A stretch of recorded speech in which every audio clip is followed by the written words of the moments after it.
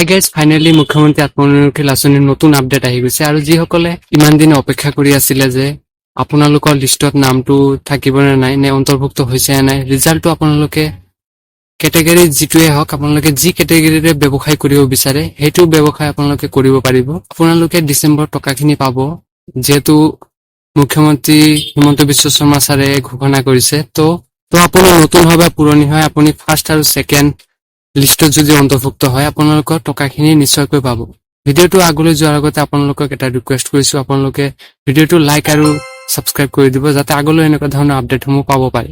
আপোনালোকে CM-AAA 2.0 বাবে apply কৰিছিল আৰু আপোনালোকে এতিয়া ৰিজাল্টৰ বাবে ৱেইট কৰিব লাগিব। ৰিজাল্ট পালেহে আপুনি যিটো বিজনেছৰ বাবে আপুনি এপ্লাই কৰিছিলে যে মই এইটো বিজনেছ কৰিম, তো তাৰ বাবে আপোনালোকে 1 লাখ টকাটো পাব। আৰু তাৰে আপুনি যি বিজনেছ কৰিব পাৰে, আপোনালোকে হয়তো ব্যৱসায় কৰিব পাৰে, আপোনালোকে দোকানে হওক, আপোনালোকে ফাৰ্ম খুলিব পাৰে, আপোনালোকে খেতিতে ইনভেষ্ট কৰিব পাৰে। তো সেইখিনি আপোনালোকে নিজৰ ইচ্ছামতে আপোনালোকে কৰিব পাৰে। তো তাত আপোনালোকক 1 লাখ টকাটো দিয়া আৰু মানে 2027ত যিহেতু ছেকেণ্ড ইনষ্টলমেণ্ট আহিব, আৰু এই বছৰ যোনসকলে ছেকেণ্ড ইনষ্টলমেণ্ট পাব, তো তেওঁলোকৰ বাবে এটা নতুন আপডেট দিছে যে আপোনালোকে স্ক্ৰীনত চাব। তেওঁলোকক দিছে যে আপোনালোকে যেতিয়া ছেকেণ্ড ইনষ্টলমেণ্ট খিনি আপোনালোকে আনিব যাব, মানে আপোনালোকে ছেকেণ্ড কিস্তিৰ টকাখিনি আনিব যাব, আপোনালোকে কি কৰিব, আপোনালোকে প্ৰথম যিখিনি কিস্তি পাইছে সেইখিনি আপোনালোকৰ প্ৰমাণটো দেখাব লাগিব। আৰু আপোনালোকে কি বিজনেছ ষ্টাৰ্ট কৰিছে সেইটো হ'ব পাৰে আপোনালোকৰ পৰা তেওঁলোকে প্ৰমাণটো বিচাৰিব পাৰে। তো এইখিনি ডকুমেণ্টছ আপোনালোকে লৈ যাব। তো এইটো বছৰত যিসকলে 2025ত ছেকেণ্ড ইনষ্টলমেণ্ট পাব, তো তেওঁলোকৰ পৰা এইখিনি ডকুমেণ্টছ বিচাৰিব পাৰে। তো প্ৰথমতে আপোনালোকক এতিয়া তেওঁলোকে ৰিজাল্টটো দিব, কিন্তু অফিচিয়েলি যিহেতু এতিয়া কোনো ধৰণৰ আপডেটে ওলোৱা নাই যে আপোনালোকে ইমান তাৰিখত টকাটো পাব।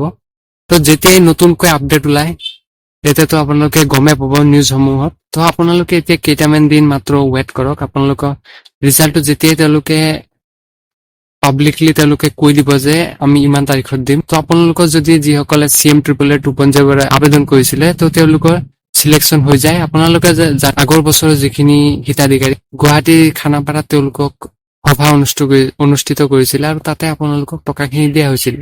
তো এইটো বছৰতো আপোনালোকৰ ছেমে হ'ব পাৰে যে আপোনালোকক হয়তো গুৱাহাটী খানাপাৰাতে তেওঁলোকে মাতিব আপোনালোকক, আৰু তাতে আপোনালোকক টকাখিনি দিব পাৰে। তো এইটো বছৰতো প্ৰচেছখিনি ছেমে হ'ব, কিন্তু এইটো এতিয়ালৈকে তেওঁলোকে কনফাৰ্ম কৰা নাই যে ক'ত তেওঁলোকে টকাখিনি দিব। তো আপোনালোকে সেইখিনি আপডেটসমূহ আগলৈ পাব।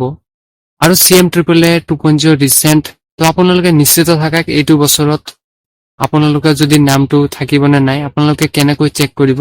আপোনালোকে মাত্ৰ কি কৰিব, আপোনালোকৰ মই আগতো ভিডিঅ'ত জনাইছো যে আপোনালোকে আপোনাৰ এপ্লাই কৰোঁতে যিটো আপোনালোকে ফোন নাম্বাৰ আৰু ইমেইল ID দিছিলে সেইটো আপোনালোকে চেক কৰিব, কিয়নো তাতে আপোনালোকক এইটো বিষয়ে নটিফাই কৰা হ'ব যে আপুনি CM-AAA বাবে মানে মুখ্যমন্ত্ৰী আঁচনিৰ বাবে চিলেক্ট হৈছে। তো আপুনি টকাখিনি গুৱাহাটীলৈ আহিব লাগে বুলি আপোনালোকক তেওঁলোকে ক'ব। আপোনালোকে সেইবাবে ফোন নাম্বাৰ আৰু ইমেইল IDটো চেক কৰি থাকিব, তাতে আপোনালোকে আপডেটটো পাব।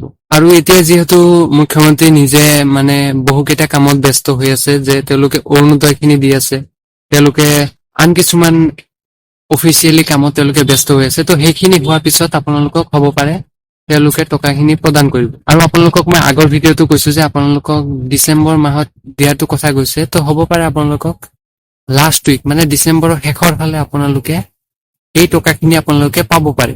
আৰু ধৰক যদি এনেকুৱা ধৰণৰ কোনো অফিচিয়েল তাৰিখ প্ৰকাশ হৈ যায় যে আমি আপোনালোকক এইটো তাৰিখে টকা দিম, তো তাৰ বাবে আপুনিতো আমাৰ চেনেলটো জানে, মই ভিডিঅ'ৰ যোগে আপোনালোকক জনাই দিম। আপোনালোকে আমাৰ চেনেলটো ছাবস্ক্ৰাইব কৰি দিব, যাতে নতুন ইনফৰমেশ্যনখিনি সকলোতকৈ আগত আপোনালোকে পাব পাৰে। ধন্যবাদ।